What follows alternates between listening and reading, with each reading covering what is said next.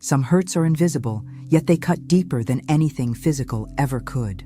What happens when you give everything to those you love, and in return, they turn their backs on you? In this story, Helen, a mother and grandmother, tries to reconnect with her family, only to be crushed by the very people she thought would cherish her.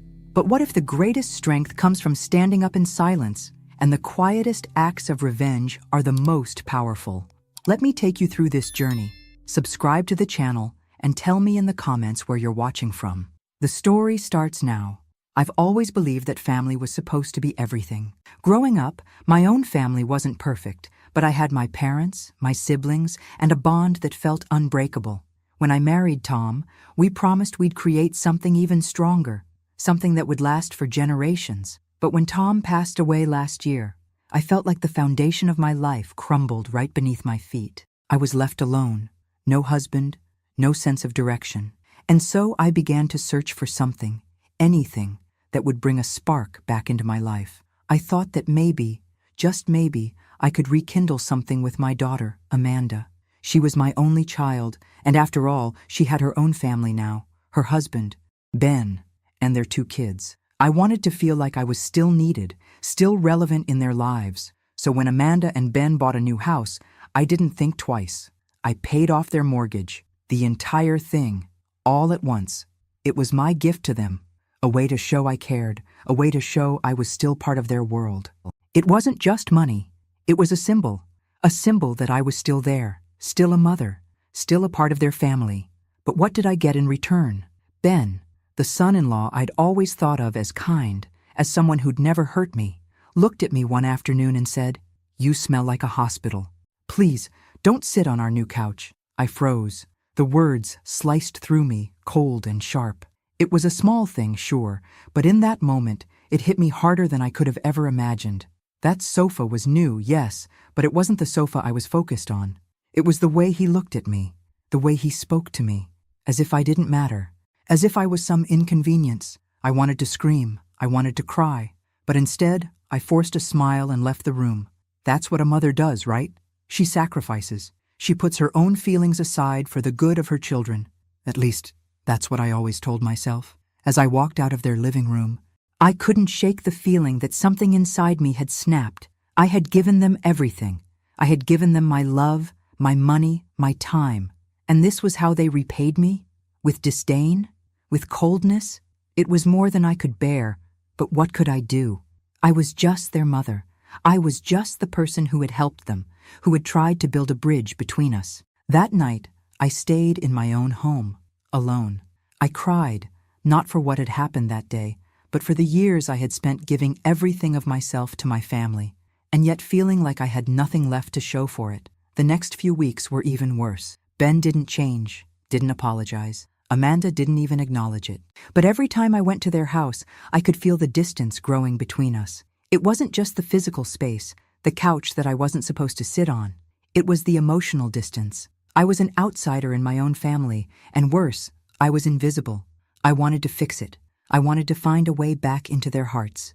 But with every passing day, it felt like the door was closing more tightly, and with every cold interaction, I could feel my heart slowly breaking. But one thing was becoming crystal clear. I was no longer willing to accept this. I had been giving, sacrificing, and loving for years, only to be met with cruelty and disregard. And the worst part? No one cared. No one noticed how much it hurt. Not Amanda, not Ben, not anyone. And then, it hit me like a bolt of lightning. If I wanted to be seen, if I wanted to be respected, I couldn't keep being the person who just gave and gave. I needed to change, and I would change. But the question was, how? I stood in my living room, staring out the window at the empty street outside. The cold wind whipped through the trees, sending shivers down my spine. But something inside me had shifted. I wasn't going to take this anymore. I didn't know how yet, but I would make them see me. I would make them respect me. I wasn't just Helen anymore. I was someone different now, and I'd start showing them. The days that followed were a blur of silent torment.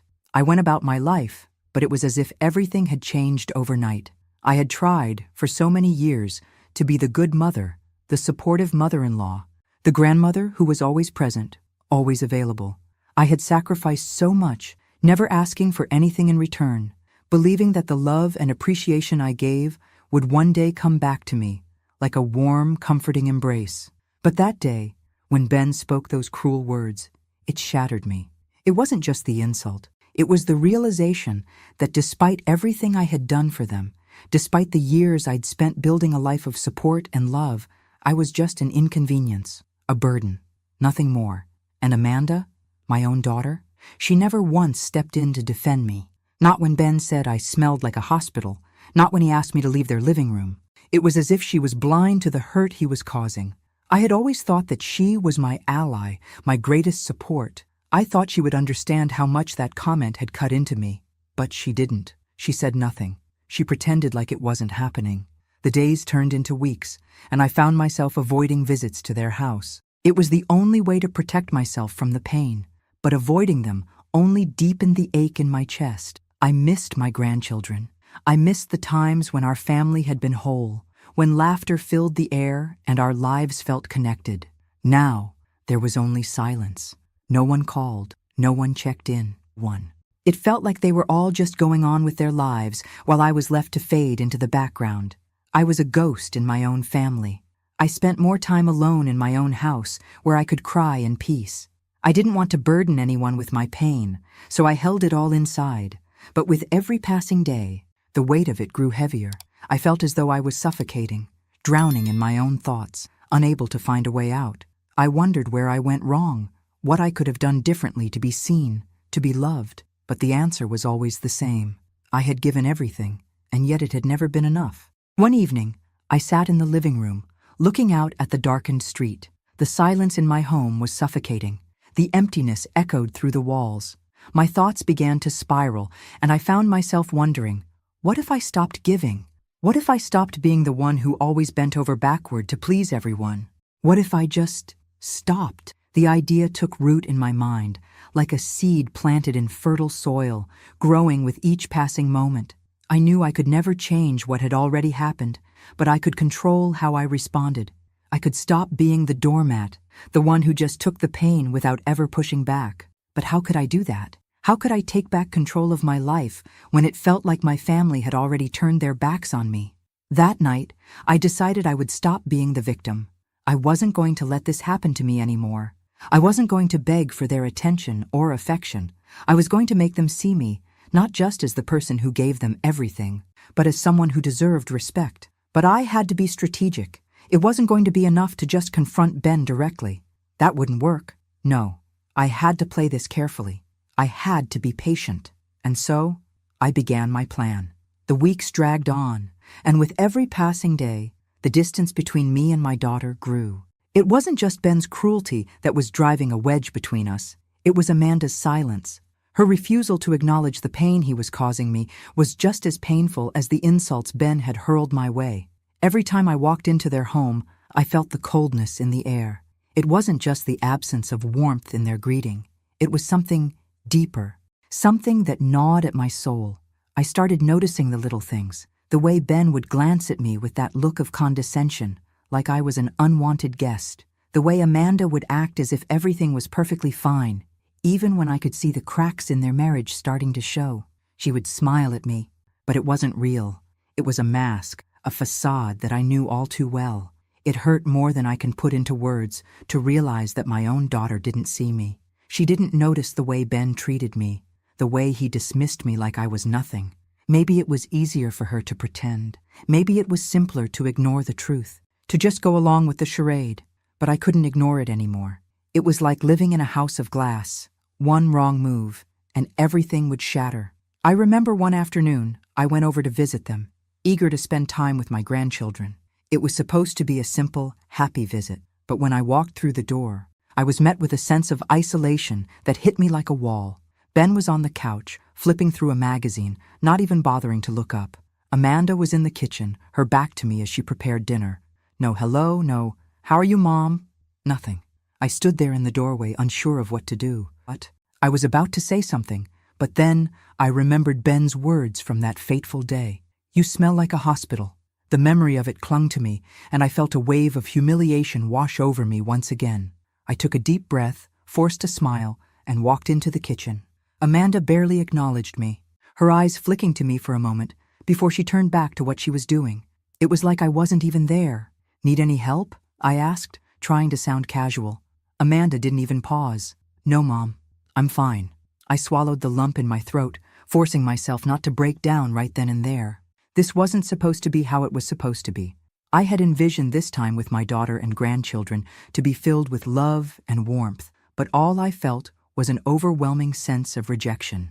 Ben, who had been sitting on the couch, got up and walked into the kitchen. He didn't even glance at me, just brushed past me like I wasn't worth acknowledging. I could feel my heart sinking with every step he took away from me. It was in moments like this that the truth became undeniable. I was no longer a part of their world. Later, when I was leaving, Ben made a point of opening the door for me with a smile that felt more like a sneer. "Take care, Helen," he said, his voice dripping with insincerity. It was as if he were doing me a favor by letting me leave. Amanda stood in the background, arms crossed, not saying a word. She didn't have to. The silence between us spoke louder than anything she could have said. I didn't cry when I got in the car. I was too tired for that, but the weight of it all settled over me like a blanket, suffocating me with its intensity. I felt small. I felt invisible. I felt like I didn't matter anymore. It wasn't the first time I'd been treated this way, but this time, something inside me snapped. I had given everything to them. My love, my time, my money, and this was how they treated me? The truth was, I couldn't take it anymore. I couldn't keep pretending that everything was fine when it clearly wasn't. I wasn't going to beg for their love. I wasn't going to wait around to be seen. No, I had to do something. I had to make them see me. I wasn't going to sit in silence and let this continue. But what could I do? The answer came to me slowly, over the course of the next few days. It wasn't about being loud or aggressive. No, it was about being smart. It was about hitting them where it hurt the most. They had no idea how much power I still had. But I knew, and I was going to make sure they knew too. I would make them see me, and when they did, they would regret ever treating me the way they had. The decision to change wasn't easy. For so many years I had played the role of the dutiful mother, always sacrificing, always giving. But now, standing on the precipice of my own despair, I realized I had been the one allowing myself to be pushed aside. My daughter, my own flesh and blood, had accepted Ben's cruelty without a second thought. I'd done everything for them, and yet they couldn't see me. They couldn't even offer me a simple word of gratitude or kindness. It was as though I was invisible in their lives, a ghost they barely noticed. I wasn't going to stand by and let that continue. It had been months since Ben's cruel words, but the sting of them hadn't faded. Every time I closed my eyes, I heard his voice. "You smell like a hospital." Those words rang through my mind like a bell, reminding me that I wasn't enough for them, not enough to be respected, not enough to be valued. But here's the thing. I wasn't going to keep allowing myself to be treated this way. Something inside me shifted. It wasn't just the anger I felt. It was the realization that I still had power. I'd been so focused on making them happy, on playing the role of the selfless mother and grandmother, that I had forgotten about myself. I had forgotten about my own needs, my own desires, my own worth. No more. I sat down at my kitchen table late one night, the weight of the decision settling into my bones. I could have confronted them directly. I could have yelled and screamed, told them how badly they had hurt me, but I knew better. I knew that wouldn't work. Ben wasn't the type to listen to reason. And Amanda had her own struggles. Confrontation would only push them further away. But if I hit them where it hurt, if I made them feel the consequences of their actions, they would finally notice me. They would have no choice but to see the woman they had been taking for granted all this time. I started to think about all the sacrifices I'd made for them over the years, the mortgage I had paid off for their house, the times I had picked up the pieces for Amanda when she needed me, the countless hours I had spent making sure their lives ran smoothly. And what did I get in return? Nothing but coldness and disdain. I couldn't undo the past, but I could change how I was going to respond from here on out. I had to take control of my life again. I had to stop being the victim, stop waiting for them to change, and start making the changes myself. The first thing I decided to do was stop paying the mortgage. I had been covering the entire amount for months, thinking it was a way to help them, a way to show my love. But I had been wrong. I wasn't helping them. I was enabling them, enabling their disrespect. It wasn't a decision I made lightly. I had always been a woman who believed in family, in helping those you loved, no matter the cost. But what good was my help if it was only being used as a tool to control me, to keep me in the background? They didn't appreciate me. They didn't even see me. And that needed to change. So I stopped paying the mortgage, just like that. The following weeks were tense, but I kept my resolve. I refused to call or check in. I didn't want to know what was happening in their lives anymore. If they wanted me, they would have to come to me. They would have to see me, really see me, for the first time in years. At first, nothing happened. The phone didn't ring, the doorbell didn't ring, and I didn't hear from Amanda or Ben. But then, slowly, things began to change. I could feel it in the air. I knew that they were starting to feel the pressure. The silence between us was deafening, and I wasn't sure how much longer they could ignore the growing rift. But I wasn't going to give in. I wasn't going to be the one to break the silence. I had done enough for them, given enough of myself. It was their turn now. They had to come to me. I knew that this was just the beginning. I had taken the first step in regaining control of my life. But there was still more to be done. There was still more they needed to learn, and I wasn't going to stop until they learned it. I wasn't just Helen anymore. I wasn't just the mother who gave and gave. I was someone who would no longer tolerate being overlooked, disrespected, or taken for granted. I would make them see me, and when they finally did, it would be too late for them to turn back. It's amazing how silence can be the most powerful tool in a situation. At first, I was unsure of myself, unsure of how to carry out this new path I had chosen. But the more I stepped back from them, the more I realized that the silence wasn't just a withdrawal, it was a message louder than any argument or confrontation could ever be. I watched them, Amanda and Ben, drift further into their own lives as the days passed. They probably thought I had forgotten about them, that I had given up, but I hadn't. No, I was watching closely, calculating every move, every shift in the air. They didn't know it, but I was already 3 steps ahead. I made sure to keep my distance, but I wasn't angry anymore. The anger had turned into something more focused, something more controlled. They didn't deserve my anger. They deserved something else, a lesson. They had taken me for granted for far too long, and now it was time for them to feel the consequences. The first signs that they were starting to notice came in the form of missed calls. I wasn't the one reaching out anymore. I had stopped doing that long ago. Now, when the phone rang, I looked at the number and let it go to voicemail. Amanda, I knew, was calling, probably to ask why I hadn't paid the mortgage, to ask what was going on. But I didn't want to talk to her. Not yet. Not until she came to me, truly came to me, and understood what she had been doing all this time. Ben, of course, didn't bother calling. He never did, unless he needed something, unless he was trying to manipulate his way into getting what he wanted. I knew that very well. He was always so calculating, so selfish. The moment he realized the mortgage wasn't being paid, I knew he would try to put pressure on me. But I wasn't going to give in. Not this time. I had a lot of time to think during these days of silence. I reflected on everything. The way Ben had disrespected me, the way Amanda had stood by and said nothing. And I began to realize something important. I had been letting them control the narrative for far too long. I had always been the one trying to make peace, always trying to patch things up, always putting their needs above my own. But it was never enough. I had never been enough for them, and that was the bitter truth. And then I thought about the choices I had left. I could continue to let them walk all over me, continue to be the person they could rely on only when they needed something. Or I could stand firm and force them to see me, to recognize my worth. I decided I would stand firm.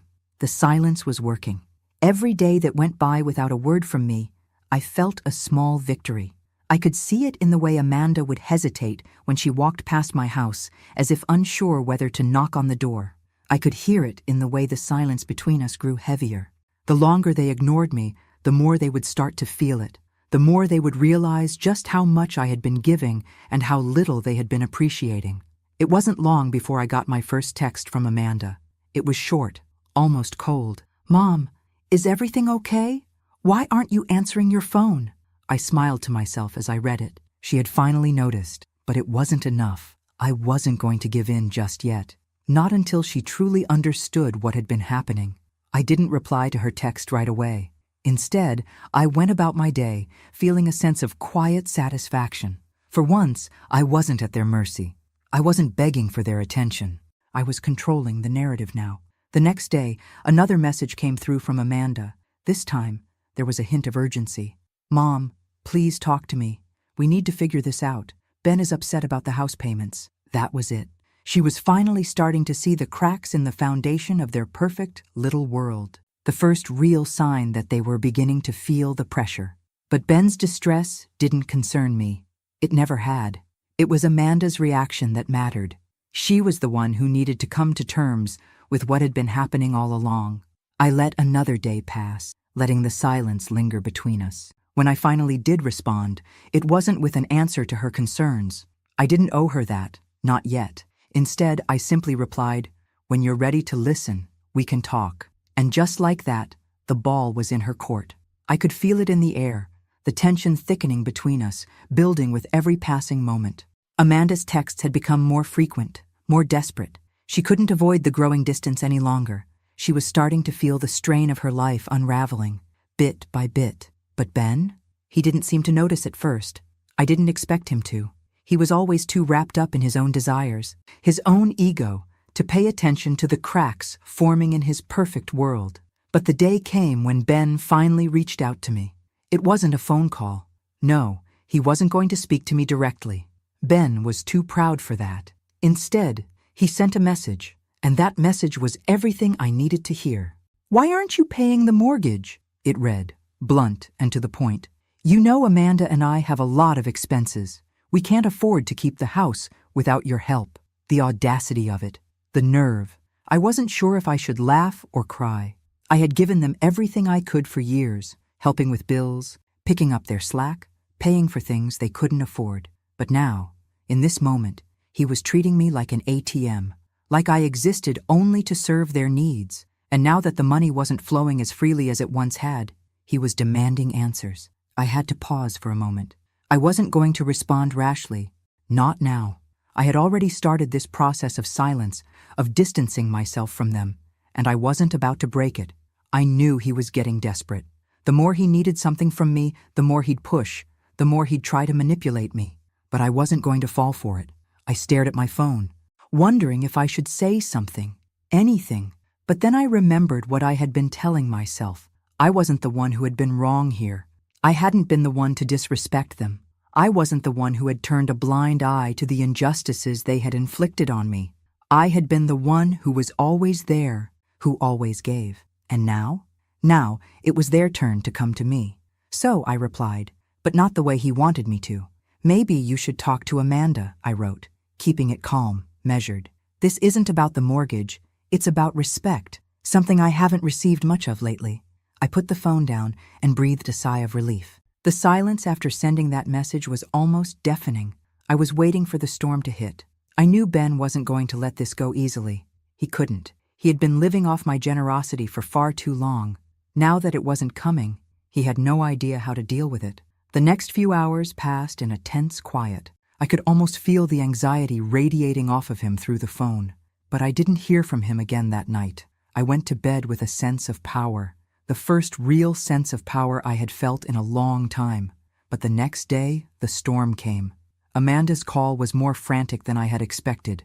"Mom, please, you can't just stop paying for the house. Ben is furious, and we're going to lose everything if you don't help us." Her voice trembled, and I could hear the panic in her tone.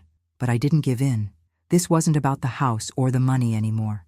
It was about the deeper issue. Respect. They had taken me for granted for so long, and now that I wasn't enabling them anymore, they were reeling. I let the silence stretch for a few seconds before I spoke, my voice calm but firm. "I'm not going to be your safety net anymore, Amanda," I said. "You and Ben need to figure this out. You need to stop treating me like I'm just here to solve your problems." There was a long pause on the other end of the line. I could hear her breathing, trying to compose herself. Then softly, almost apologetically, she spoke. "I know you're upset," she said, "but Ben doesn't understand. He doesn't know how to handle all this pressure, and I don't know what to do anymore." I closed my eyes for a moment, letting the weight of her words settle in. I wasn't angry at her.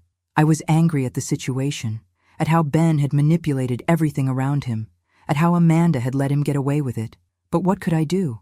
I couldn't fix this for her. She had to fix it herself. You need to stand up to him, I told her.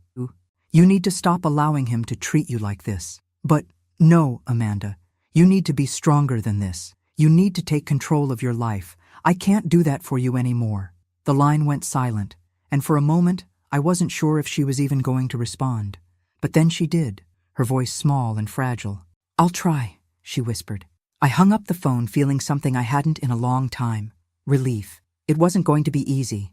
I knew that. But Amanda had to make her own decisions now. She couldn't keep using me as a crutch to avoid the truth. The stage was set now. Ben's desperation was only going to grow. And when he pushed hard enough, I would be ready. But for now, I had to let him feel the weight of his own actions. I had already given them everything I could. Now, they had to see the cost of their neglect. The days that followed felt like a pressure cooker slowly reaching its boiling point. Ben was no fool. The moment he realized I wasn't going to bail him out, the full extent of his temper began to show. The messages and calls from Amanda continued to pour in, but it wasn't the frantic, pleading messages that got to me. It was Ben's silent retaliation that made my stomach churn. At first, the silence between us was a sort of weapon.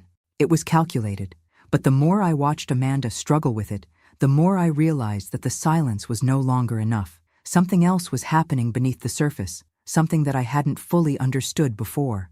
Ben was beginning to show his true colors, and it wasn't pretty. It started with little things, but I began to notice them all.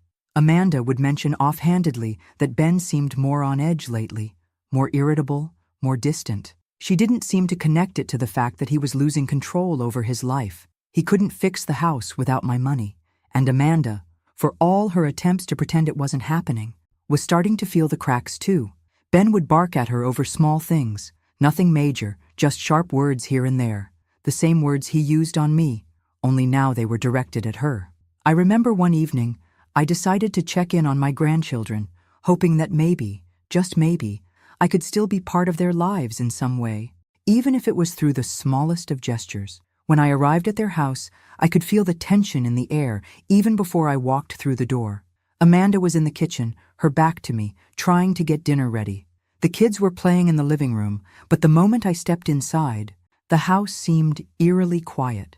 Ben was sitting on the couch, his eyes glued to his phone. He didn't even look up when I walked in. Not a greeting, not a hello, not even a glance. I could feel his resentment like a heavy cloud, suffocating everything around me. I wanted to leave. I really did. But something inside me held me there.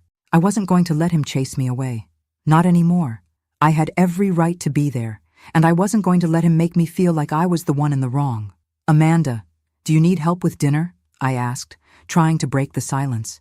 But she didn't answer. She didn't even turn around. I could hear the faint sound of Ben's voice from the living room, snapping at the kids to be quieter, his tone sharp, like broken glass. I swallowed the lump in my throat. The tension in the house was palpable. This wasn't the home I had once imagined for my daughter, the one filled with warmth and love. This place felt suffocating, full of anger and fear. Amanda, honey? I called again, a little louder this time. She finally turned, her face drawn and tired, her eyes avoiding mine. She was a shell of the woman I once knew, the woman who had smiled with joy and love when I'd visit, who had shared everything with me. Now there was nothing but exhaustion in her face, a weariness that made me want to take her in my arms and protect her from whatever she was going through. But I couldn't do that, not anymore. Mom, she sighed, wiping her hands on her apron. I don't know what to do. Ben, he's just so angry all the time. He's not the man I married anymore. I could see the tears welling up in her eyes, but she held them back. I wanted to rush over to her, tell her everything was going to be okay, that I would fix it, that I could fix him. But I couldn't. She had to find the strength to fix it herself. You have to stand up for yourself, Amanda, I said, my voice low but firm. You can't let him treat you like this. You deserve better. She shook her head. I can't. I don't know how. He's changed, and I don't know how to handle it anymore. I looked over at Ben, still glued to his phone. He didn't even care that I was standing there. He didn't care that his wife was breaking down. He was too focused on his own problems to see what was happening right in front of him. It was clear that Ben didn't just disregard me. He disregarded everyone. He was so consumed by his own need for control and power that he couldn't see the devastation he was leaving in his wake. "I know you're scared, Amanda," I said quietly, my heart breaking for her. "But you don't have to be scared anymore. You don't have to let him keep controlling you. You are stronger than you think." The words hung in the air, heavy with truth. Amanda finally looked at me, really looked at me, for the first time in a long time. And for the first time in a long time, I saw a flicker of something in her eyes, something more than just exhaustion. It was hope. She didn't say anything, but she didn't need to. The look she gave me told me everything I needed to know. Amanda was starting to wake up. She was starting to realize that this wasn't the life she deserved, and maybe, just maybe, she could find the strength to change it. But before she could respond, Ben's voice boomed from the living room, interrupting the moment. "Are you done in there yet, Amanda? The kids are waiting to eat." I saw Amanda flinch at his tone, and my heart twisted. I wanted to do something, to stand up to him, to tell him off right there and then. But I didn't. Not yet. This was Amanda's battle, not mine. "I'm coming," she muttered, her voice barely above a whisper. As she walked past me, I put a hand on her shoulder. "You don't have to be afraid of him, Amanda. You have the power to change this. You just have to believe that." And with that, she nodded, though I could see the conflict in her eyes. I didn't know if she would find the strength to do what needed to be done, but I had to believe she would. As I left their house that night, I could feel the shift in the air. Ben's influence was beginning to slip, and though it would take time, I knew that Amanda was beginning to see him for what he truly was. But the question now was, would she find the courage to stand up to him before it was too late? I had done what I could. I had offered the words of wisdom, the encouragement, the support. But deep down, I knew this was Amanda's fight now. It was her life, her marriage, her decision whether to stand up to Ben. But as each day passed, the weight of the situation pressed harder against my chest. The more I saw the cracks forming in their relationship, the more I realized that if Amanda didn't make a choice soon, the consequences would be too great. I couldn't just stand by anymore and hope for the best. I couldn't let Ben keep abusing my daughter, emotionally and mentally. I had seen the way he treated her, the way he manipulated her, the way he tore her down a little more each day. His cruel words had only gotten worse, and I wasn't blind to the marks he left on her. Not physical ones, but the emotional scars that were starting to pile up. Amanda wasn't just sad anymore. She was lost, and it crushed me to see it. I had raised her to be strong, to stand up for herself, to fight for what was right. Yet here she was, trapped in a marriage with a man who used his power to break her down. Ben had broken her in ways that weren't visible to the eye, but I could see it. I could feel it in the way she walked around with her head down, the way she hesitated before speaking, the way she second-guessed every decision. She was suffocating under the weight of a man who had no respect for her, and worse, I had let it happen. I had stood by for too long, waiting for her to find the courage to break free on her own. But now, after everything, I realized it wasn't enough, not anymore. And that's when I made the decision I had been circling around for weeks. I couldn't save Amanda from herself, but I could save her from Ben. I would not sit idly by while he continued to manipulate her. It was time to take a stand. It was time to do what needed to be done, even if it was drastic, even if it meant crossing a line I hadn't considered before. I picked up my phone and made the call. James. A name I hadn't uttered in years, but someone who, if I was honest with myself, had always been there, lurking in the background, waiting for me to make a move. James wasn't the kind of man you called unless you were desperate. He was a former private investigator, now working outside the law, solving problems for people who didn't want to get their hands dirty. He had a reputation for getting results, but not through kindness or diplomacy. He was, as the saying goes, a fixer. I hadn't wanted to go to him. I had thought I could handle this on my own, that the situation would resolve itself if I gave it time. But I had misjudged just how deeply Ben's control ran. I could see now that my daughter wasn't going to get out of this mess on her own. I needed someone who could send a message without the need for words. When James picked up, I didn't waste any time. "James," I said, my voice steady, calm, but determined. "I need a favor, something drastic." He listened, as he always did, without interrupting. By the end of our conversation, he understood what I needed from him. He didn't ask questions. He didn't offer advice. He simply agreed, and that was all I needed. I hung up the phone, my heart pounding in my chest. There was no turning back now. I had made my choice. The next few days were filled with an eerie sense of calm. I didn't hear from Amanda or Ben. They were in crisis mode. I knew. Ben was angry, more angry than usual, and Amanda was trying to hold everything together. I watched from a distance as their world crumbled, as Ben's control over Amanda started to slip, but I also saw something else, a flicker of light in Amanda's eyes, a sign that she was beginning to see through the facade. She wasn't fully ready to break free yet, but she was beginning to question things. I could tell. And then, one evening, James made his move. I wasn't there when it happened. I didn't need to be, but I knew he had done what was necessary. I had trusted him to send a message loud and clear, without causing irreparable harm. And he did. It was subtle, but effective. Ben would understand the message immediately. The next day, I received a call from Amanda. Her voice was shaky, but there was a new sense of clarity in it. "Mom, I don't know what happened, but I'm scared. Ben, he's different. Something's not right." I took a deep breath, steadying myself before I responded. "Amanda," I said softly, "it's time. You need to stand up for yourself. You need to take control of your life." She was silent for a long moment, and I could feel the weight of her decision hanging between us. But then, finally, she spoke. "I don't know if I can. Mom, I don't know if I'm strong enough." "You are," I said, my voice firm, reassuring. "You are stronger than you know." I didn't need to say anything more. She knew what she had to do.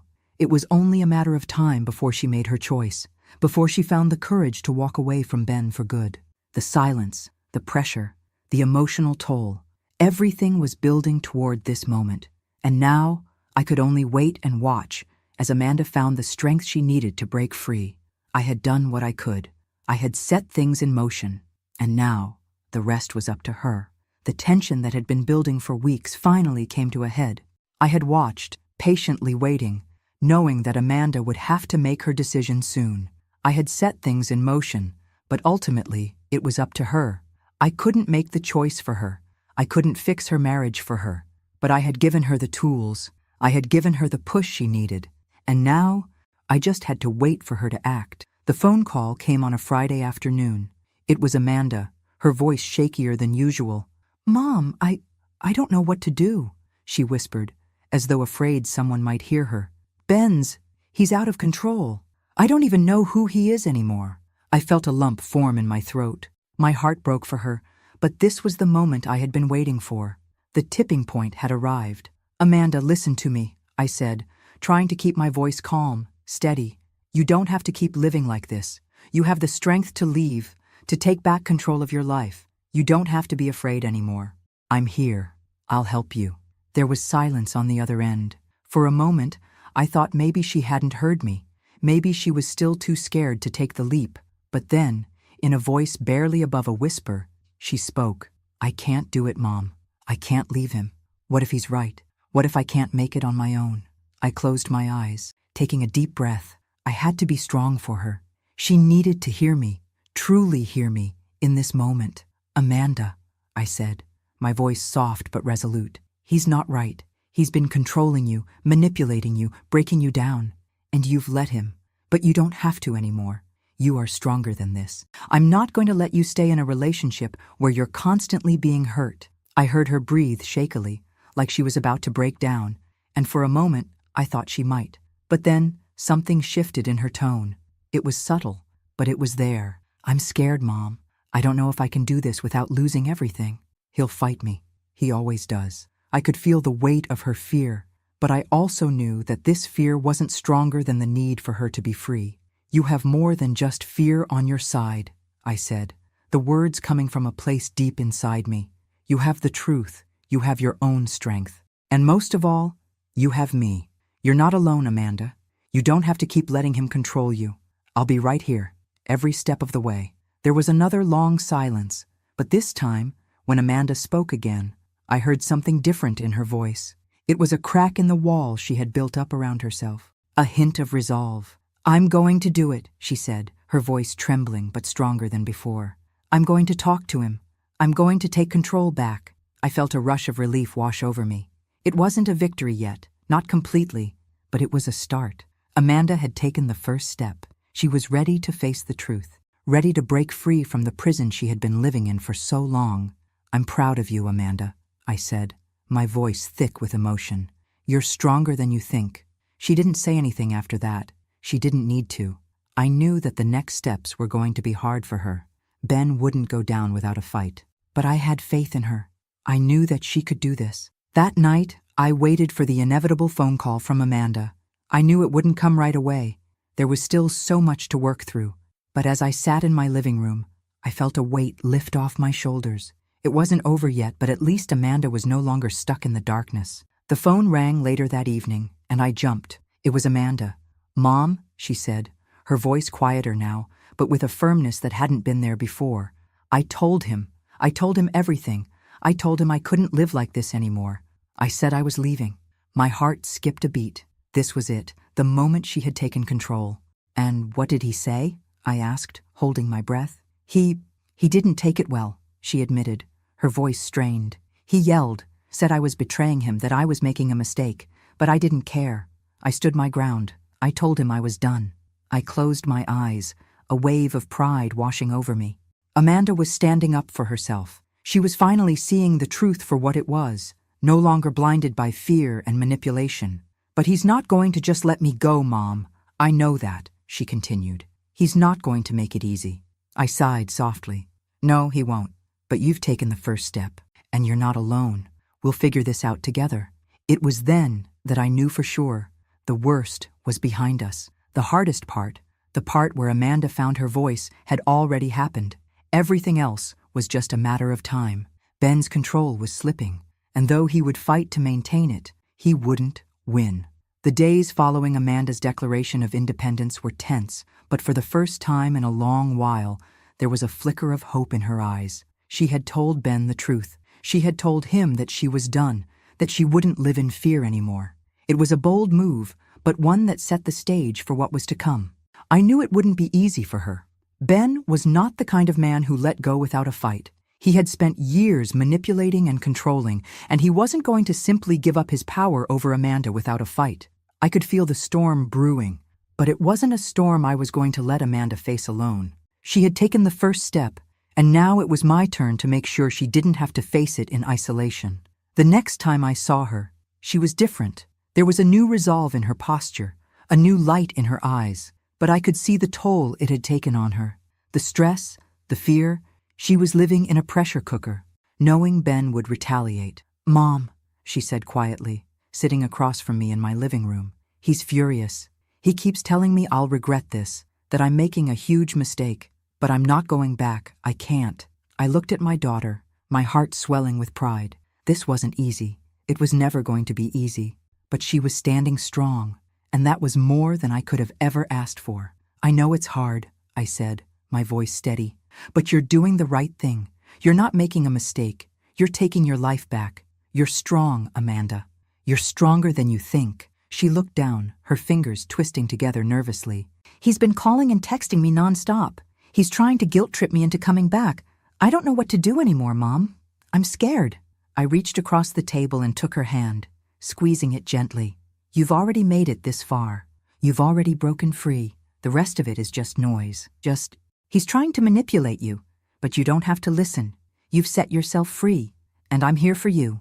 We'll get through this." Amanda nodded, but I could see the uncertainty still clouding her eyes.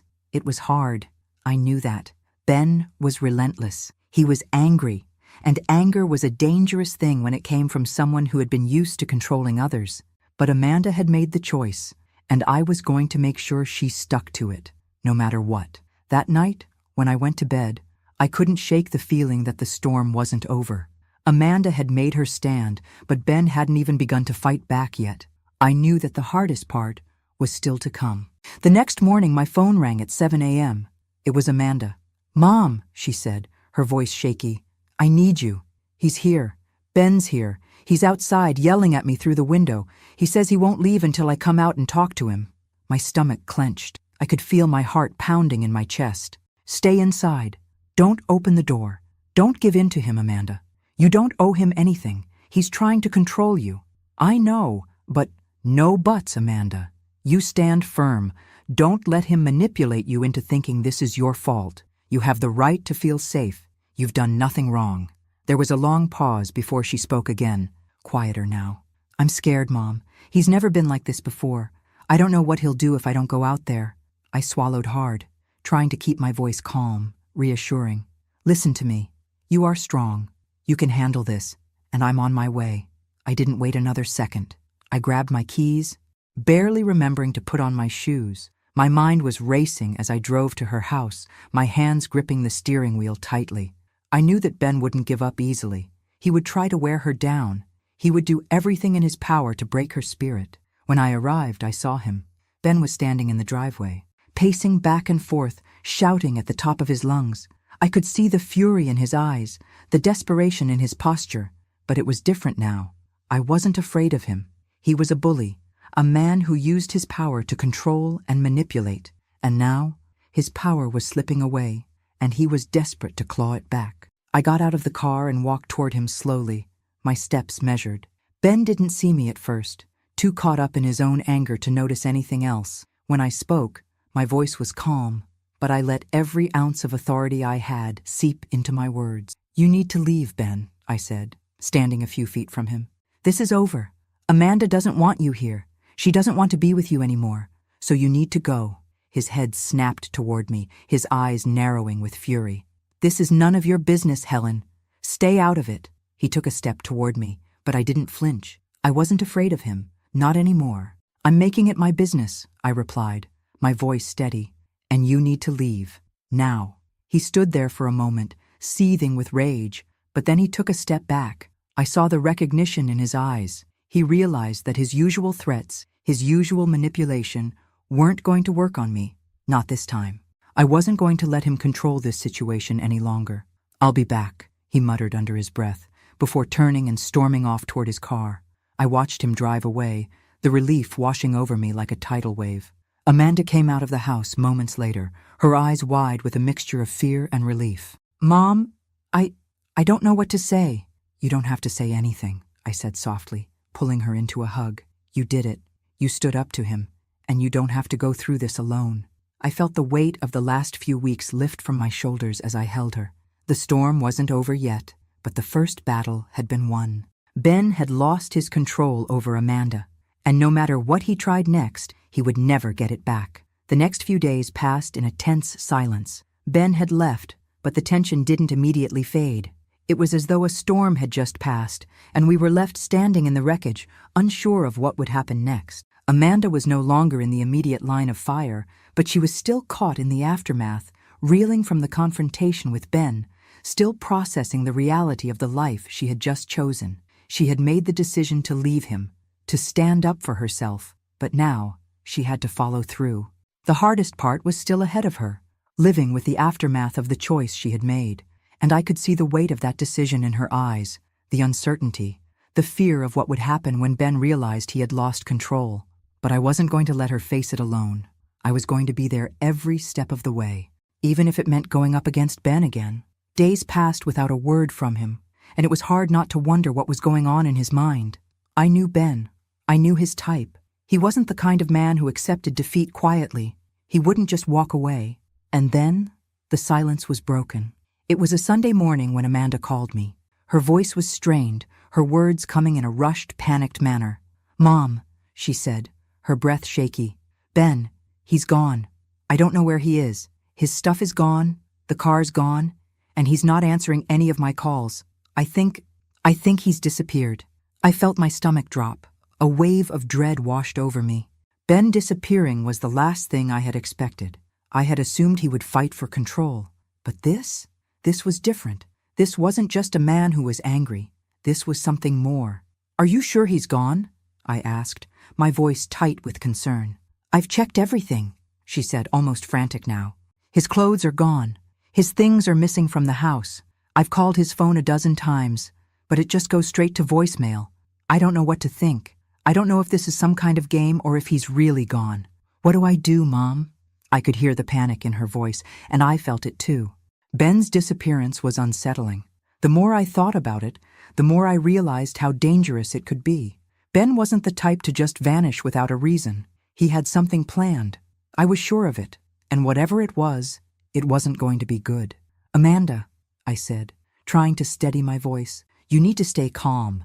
Don't jump to conclusions. Ben may be trying to manipulate you again, make you think he's disappeared to control you, but we can't assume anything just yet. I paused for a moment, thinking. You need to make sure you're safe. Lock all the doors, keep the windows secure, and don't engage with him if he reaches out. We'll figure this out together. I'm scared, Mom, she said, her voice barely a whisper. What if he's dangerous? What if he's planning something? I'm here, Amanda, and I'm not going anywhere. We'll get through this. Just stay strong, okay? The call ended, and I sat in stunned silence. I felt a knot tighten in my chest. Ben's disappearance was more than just a strange event. It was a red flag, the kind of red flag that no one should ignore. I knew that the peace I had been hoping for wasn't going to come easily. Ben wasn't done yet, not by a long shot. The next few hours were filled with uncertainty. Amanda kept texting me updates, but the messages were all the same. Ben hadn't come back, hadn't reached out, and there was still no sign of him. I kept trying to reassure her, trying to convince myself that Ben was just trying to make a dramatic exit to get attention. But deep down, I knew something was wrong. I knew he wasn't just going to disappear without some sort of plan. As the evening wore on, I made a decision. I couldn't just sit back and wait for something to happen. I had to take control of the situation. I needed to find out where Ben had gone, what he was up to. I called James again, hoping that he could help me dig into Ben's whereabouts. James was sharp, resourceful. He knew how to get information, and I needed that. It wasn't about revenge anymore. It was about making sure Amanda was safe. I need you to find Ben, I said when James answered. He's disappeared and I think he's up to something. I need to know where he is, what he's doing. I'll get on it, James said, his voice steady. I'll check into his usual places, look into his financials, see if anything's off. I'll call you as soon as I know anything. After hanging up, I sat in my living room, waiting. The house was still, the only sound the ticking of the clock on the wall. I kept replaying the conversation in my head, trying to figure out what Ben was planning. I knew he wasn't done with Amanda, not by a long shot. A few hours later, I got the call I'd been waiting for. James had found something. Ben's been laying low, trying to make it seem like he's disappeared for good, James explained, his voice low. But I found a trail. He's been withdrawing money from his bank accounts in small increments, trying not to attract attention. And I tracked his phone. It's currently pinging off a remote location. He's staying somewhere far from the city. I felt a shiver run down my spine. Ben was plotting something. He wasn't going to let Amanda go that easily. I didn't know what he was planning, but I was certain it wasn't good. Can you find out where he is exactly? I asked, my heart racing. I'm on it, James said. I'll let you know as soon as I have more details. As I waited, I couldn't shake the feeling that something dark was unfolding. Ben was out there, somewhere, plotting his next move. And Amanda? She had no idea what was coming, but I would make sure she was ready. I would make sure she was safe. The next few days felt like a waiting game. Every moment stretched longer than the last, and the anxiety that had settled in my chest never fully went away. I kept replaying every conversation, every move that Ben had made, trying to decipher his motives. James had given me the information I needed. Ben was hiding out in a remote cabin, far away from the city. I hadn't heard from him, and I knew that he wasn't the type to just disappear without a reason. He was scheming, plotting, and I had no idea what he was planning next. Amanda was still shaken by his sudden disappearance. The unknown was driving her to the edge of her nerves, and I could feel her fear creeping into our conversations. Every time she texted or called, I could hear the uncertainty in her voice. The fear of what could happen if Ben resurfaced. I had to make sure she stayed strong. She had already made the hardest choice, leaving him, but now she had to stand firm. We both did. It was late one night when the call came. It was James. Helen, I've got the location. I found where he's been staying. I can't promise he'll be alone, but he's holed up in a cabin on the outskirts of town, just outside the woods. It's isolated, no neighbors, but it's a decent place to hide if you want to stay under the radar. I felt a cold shiver run through me. This wasn't just a man trying to get away. This was Ben making a calculated move. He was hiding out, waiting for something, waiting for Amanda to break, waiting for the right moment to get control back, and I wasn't about to let that happen. James, we can't let him come back, I said, my voice shaking with determination. He's dangerous. If he tries to come after Amanda again, I need to know. I need to be ready. I'll keep tabs on him, James reassured me. But if you want to confront him, you need to be careful. He's unpredictable. I didn't need him to tell me that. I knew Ben. I knew he wouldn't go quietly. But it wasn't just about confronting him anymore. It was about making sure Amanda was truly free from his grip. If Ben thought he could just disappear and come back when it suited him, he had another thing coming. The next morning, I called Amanda and told her what I had learned. I kept the conversation calm, despite the fire that was building inside me. I had to keep her steady, keep her from panicking. I know you're scared, I said softly. But this is it. This is the final piece. Ben's been hiding out, but he's not coming back. We're going to make sure of it. She was quiet on the other end of the line. Then finally, what do we do, Mom? I exhaled slowly, looking out the window at the horizon, feeling the weight of what had to come next. We take control. We make sure he knows that he has no power over you anymore. Later that afternoon, we headed out to the cabin. James had given me the details, the layout, the isolated nature of the place, the fact that Ben was staying there by himself, at least for now. He had gone into hiding, but there was no way we were going to let him come back into Amanda's life. No way he could continue to manipulate her. Amanda was shaking when she got into the car with me. She had been so strong up until now, but I could see how afraid she was. She wasn't sure what to expect, and honestly, neither was I. I'm not sure I can do this, Mom, Amanda whispered as we drove, her eyes wide with fear. What if he doesn't listen? What if he tries to hurt me? I took her hand and squeezed it. You've already done the hardest part, honey. You left him. You stood up for yourself. Now we just need to make sure he stays away. We're doing this together. You're not alone. The drive seemed to stretch on forever, the silence between us heavy, each of us caught up in our thoughts. I could feel Amanda's fear, but I could also feel her resolve. She wasn't going to back down. Neither of us were. When we finally arrived, I knew this was it. This was the moment where we would either let Ben continue his reign of terror, or we would show him that his time was over. We approached the cabin carefully, keeping a safe distance as I checked my phone for updates from James. He had eyes on Ben, and he confirmed that the man hadn't left the cabin all day. It was now or never. Stay close, I whispered to Amanda. She nodded, her face pale but determined. I knocked on the door, my heart racing in my chest. There was a long pause, and then the sound of footsteps from inside. The door creaked open just a crack, and there he was, Ben. He didn't look surprised to see me, but there was something in his eyes that sent a chill down my spine. He knew this wasn't a visit of reconciliation. He knew this was the end. What the hell do you want? He spat, his eyes flickering to Amanda behind me. We need to talk, Ben, I said, my voice steady, no trace of fear in it. This is over. You've lost control. You're not coming back into her life. Not now, not ever. Ben sneered, his hand tightening into a fist at his side. You think I'm just going to let her go? Let you take her away from me? You've made a mistake, Helen. This is far from over. I could feel the air between us crackling with tension. Ben's words were venomous, but they didn't affect me the way they once had. I wasn't the same woman anymore. I wasn't the scared mother who had let him walk all over me. I was standing here, in control, and this time, he wasn't going to win. You've already lost, I said, my voice firm. You've lost everything. Ben, your control, your manipulation. It ends here. You're not welcome in her life anymore. Ben's jaw clenched as he took a step forward, but before he could say anything, I saw something in his eyes shift. It wasn't anger anymore. It was fear. He was realizing that he had no more cards to play, that the power he had once held was gone. With one last venomous glare, he turned and slammed the door shut, leaving us standing there, together, in the silence that followed.